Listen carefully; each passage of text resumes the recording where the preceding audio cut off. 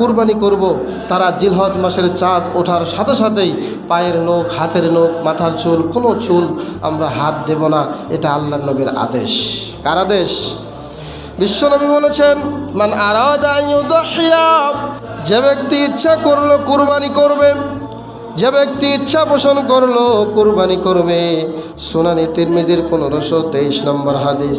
বিশ্বনবী বললেন, ফালা ইয়াখুযা মিন শা'রিহি ওয়ালা মিন আজফারিহি শাইআ, সে যেন তার কোনো চুল বা কোনো নখের কোনো অংশ যেন আর না কর্তন করে।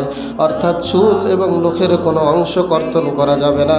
যদি আমরা কুরবানি করতে চাই তাহলে এইগুলো কর্তন করা থেকে আমাদের বিরত থাকতে হবে।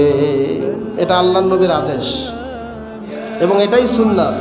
এবং এই হাদিসের ব্যাখ্যায় মুহাদ্দিসিনে কেরাম আরও বলেছেন, যারা কুরবানি করতে সমর্থ নয়, কুরবানি করতে পারবেন না, তারাও যদি এই আমলটা করে তাদেরও আমল নামায় কুরবানির সওয়াব হয়ে যাবে। সুবহানাল্লাহ। এটা একটা